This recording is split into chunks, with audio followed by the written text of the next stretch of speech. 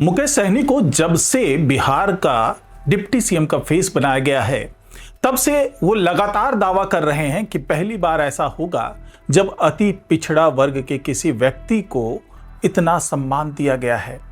यानी पहले जो हमारे वर्ग के लोग थे वो एक एक टिकट के लिए तरसते रहते थे और अब हमें डिप्टी सीएम का पद मिलने वाला है। यानी कि मुकेश सहनी ये कहना चाह रहे हैं और पुरजोर तरीके से सार्वजनिक मंचों से कह रहे हैं कि इससे करोड़ों लोगों को फायदा होने वाला है, करोड़ों लोगों की उम्मीद बंधने वाली है। लेकिन बात तो वो करोड़ों लोगों की करते हैं और बात जब उनकी पार्टी की आती है तो वहां पर भगदड़ मचती हुई दिखती है। जी हां, भगदड़ इसलिए कि वो जो तमाम नेता हैं जो अब इनके वीआईपी को छोड़ करके बीजेपी में जाने की होड़ लगी हुई है सब में, वो ये कहते हैं कि ये अपने समुदाय की बात तो बाद में करें, ये अपनी बातों पर खड़े नहीं उतरते। ये कहते कुछ हैं, करते कुछ हैं। ये खुद कोई चुनाव नहीं लड़ते लेकिन इन्हें डिप्टी सीएम का पद दे दिया जाता है और इनको अपने समुदाय की बिल्कुल फिक्र नहीं होती है। तो आखिरकार ये भगदड़ मची क्यों? क्या ये तमाम नेता अब ऐसा समझने लगे हैं कि महागठबंधन की सरकार नहीं बनेगी इसलिए वो पाला बदलने लगे हैं, या फिर इसके पीछे की सोच और इसके पीछे की प्लानिंग कुछ और है? तो इसके बारे में चर्चा होगी आज के इस वीडियो में, तो इस वीडियो को आखिर तक जरूर देखिएगा। नमस्कार, मैं हूं डॉक्टर सुरजीत सिंह और आप देख रहे हैं YBN बिहार झारखंड। अगर आपने अभी तक इस चैनल को सब्सक्राइब नहीं किया है, सब्सक्राइब कर लीजिए और अगर आपको ये वीडियो अच्छा लगे तो इसको लाइक कीजिए, शेयर कीजिए और कमेंट जरूर कीजिए। तो जिस तरीके से मुकेश सहनी मुखर होकर के बोल तो रहे हैं, लेकिन कुछ दिन पहले तक उनकी हालत ये थी कि उन्हें ही नहीं पता था कि वो चुनाव कैसे लड़ेंगे। क्या वो महागठबंधन का साथ देंगे या फिर वो एनडीए के साथ जुड़ जाएंगे।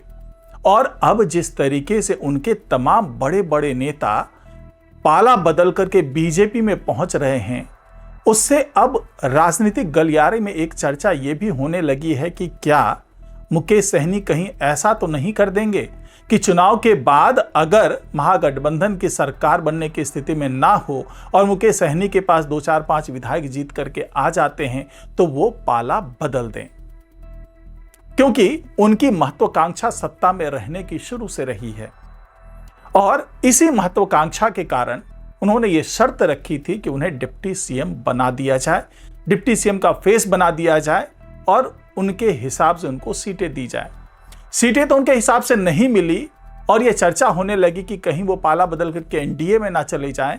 यह भी चर्चा हो रही थी कि वो कई बीजेपी के वरिष्ठ नेताओं से संपर्क में हैं, लेकिन आखिरी मौके पर बात बनी और 15 सीट पर वो संतुष्ट हो गए।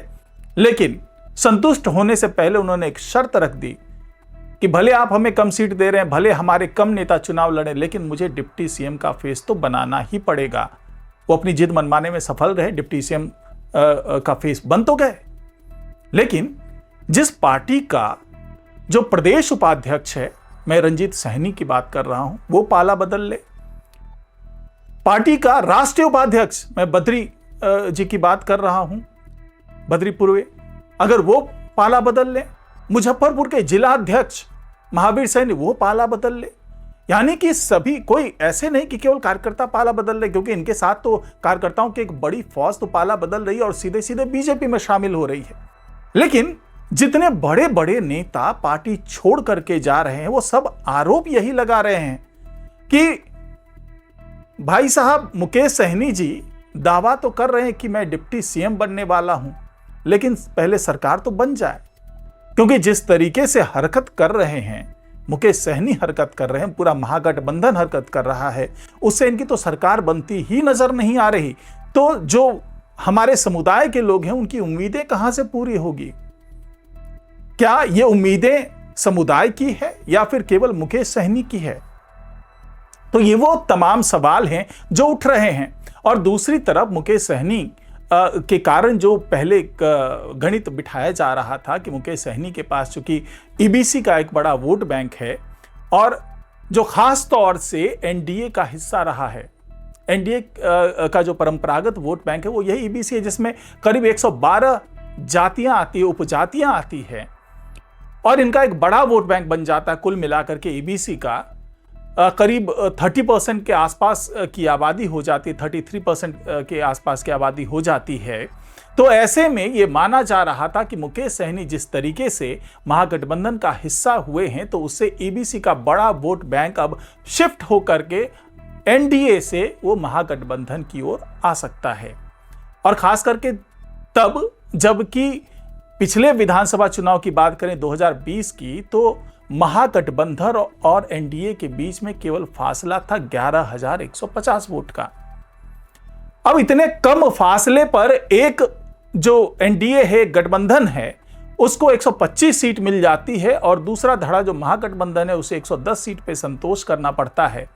तो इस अंतर को पाटने की कोशिश की गई महागठबंधन के माध्यम से मुकेश सहनी को अपने पाले में ला करके, क्योंकि मुकेश सहनी पिछली बार बीजेपी का हिस्सा थे और इस बार यह आरोप लगाया उन्होंने कि बीजेपी उनकी पार्टी को तोड़ रही है और उनके पार्टी के विधायकों को अपने साथ मिला रही है और अगर हम लोग बीजेपी के साथ आगे भी रहे तो हमारे पार्टी का सर्वनाश होना निश्चित है।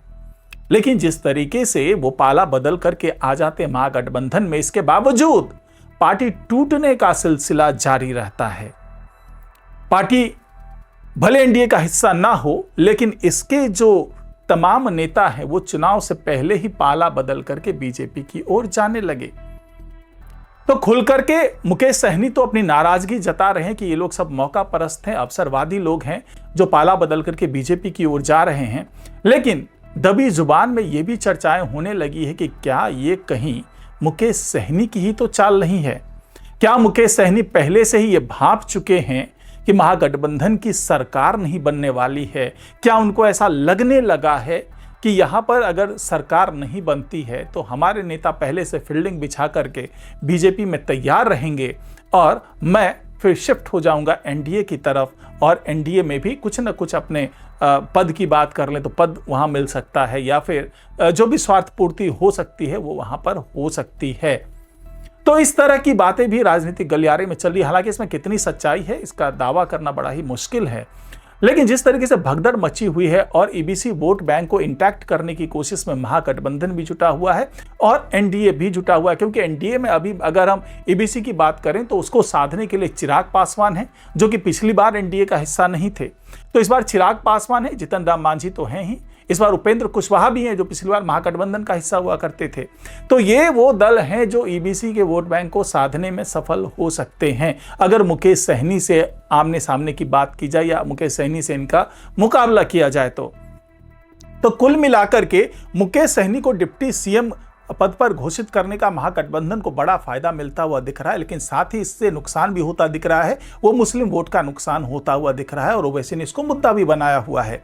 तो मुकेश सहनी आजकल महागठबंधन के लिए वो बन गए हैं जो कि न निगलते बन रहा है न उगलते बन रहा है, क्योंकि जो बड़ा जनाधार है मुकेश सहनी के साथ अगर वो ही छिटक करके एनडीए की तरफ चला जाता है तो अकेले मुकेश सहनी महागठबंधन में होकर के भी महागठबंधन को उतना फायदा नहीं पहुंचा पाएंगे जितने की अपेक्षा महागठबंधन रख रहा है उनसे। अब देखना है कि आने वाले दिनों में क्या ये पार्टी के टूटने का सिलसिला जारी रहता है और क्या ये केवल मुकेश सहनी से नाराजगी है या फिर इसके पीछे कोई समीकरण है या फिर इसके पीछे कोई राजनीतिक चाल है। ये तो आने वाले समय में धीरे धीरे पता चलेगा कि वाकई ये मुकेश सहनी के लिए झटका है या फिर मुकेश सहनी के इशारे पर किया गया बदलाव है, किया गया समीकरण है जो साधने की कोशिश की जा रही है मुकेश सहनी के माध्यम से। तो आज की रिपोर्ट में फिलहाल इतना ही। नमस्कार।